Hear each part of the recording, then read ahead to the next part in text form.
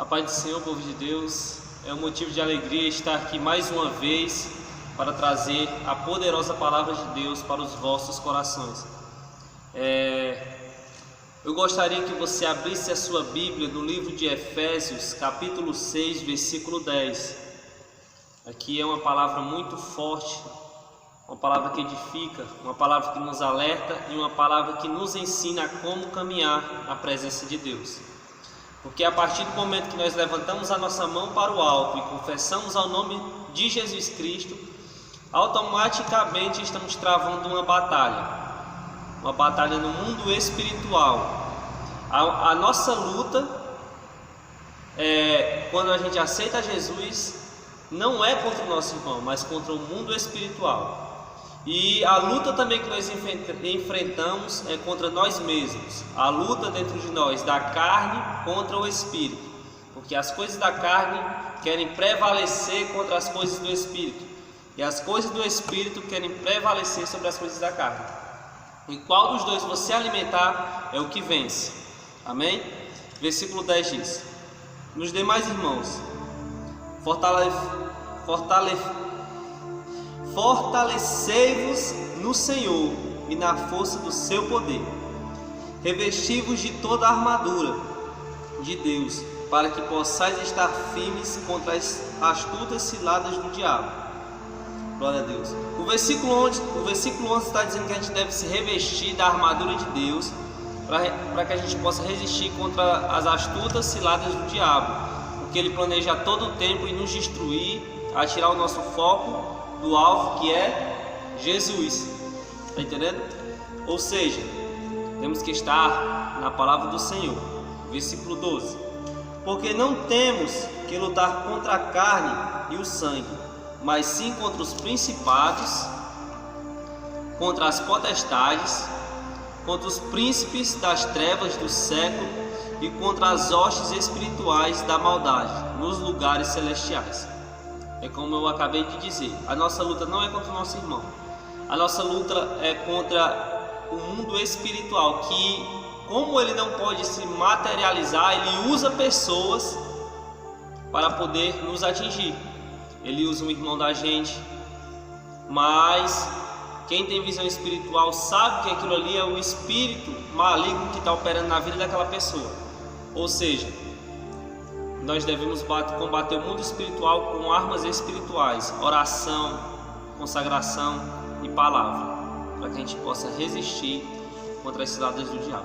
Versículo 13: portanto, tomai toda a armadura de Deus, para que possais resistir no dia mau, e havendo feito tudo, ficar firmes.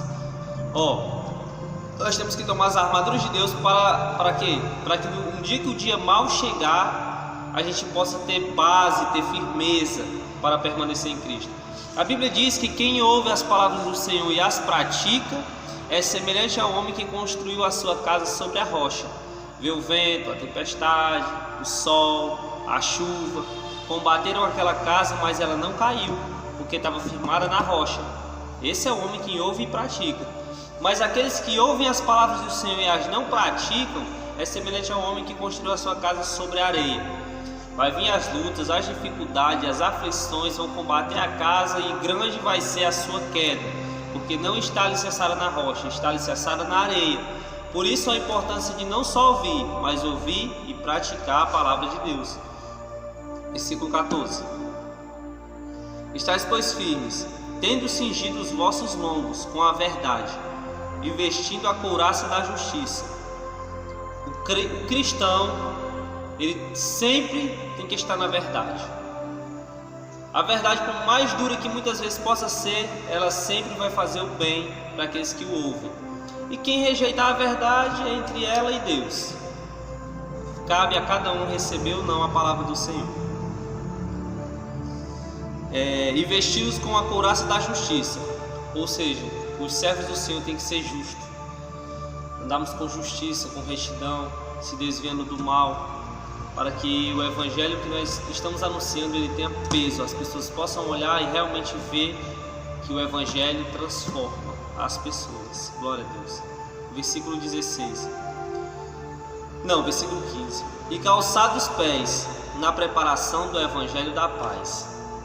O Evangelho, nós somos arauto de Cristo. O que é o arauto? O arauto, ele anuncia as boas novas do Rei. O nosso Rei é o Senhor dos Exércitos. Nós somos arauto e anunciamos o quê? Anunciamos as boas novas, o Evangelho, a salvação, o céu.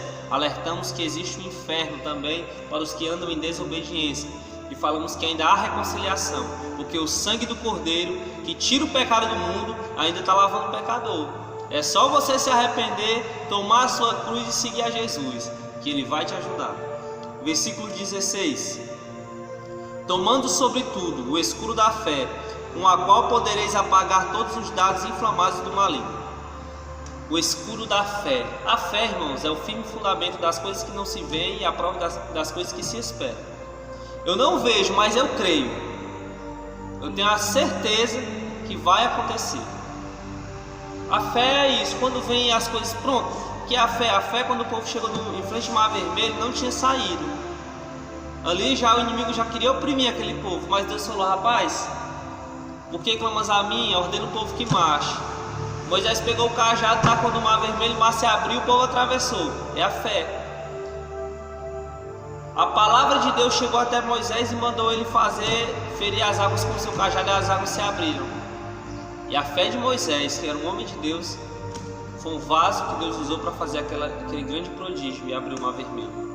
Que nós também, quando estivermos nas coisas difíceis da nossa vida, nas dificuldades, nós vamos ter a fé, para que os dardos inflamados do diabo venham ser destruídos pelo poder da nossa fé. Glória a Deus. Versículo 17: tomai também o capacete da salvação e a espada do Espírito, que é a palavra de Deus.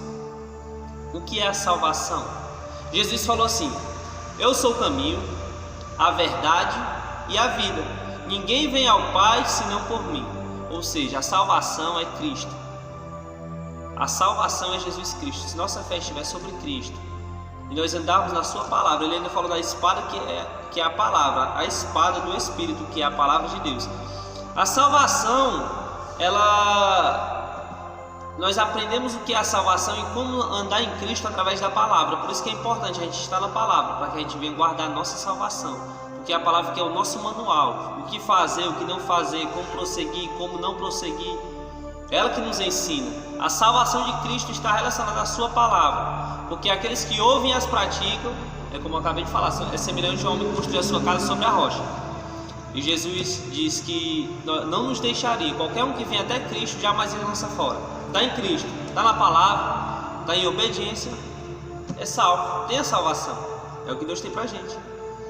Orando em todo o tempo, com toda a oração e súplica no Espírito, e vigiando nisto com toda perseverança e súplica por todos os santos. Ou seja, orando uns pelos outros, para que o Evangelho de Deus possa ser anunciado. Pessoas que viajam para outros países para pregar a palavra, devemos orar por eles.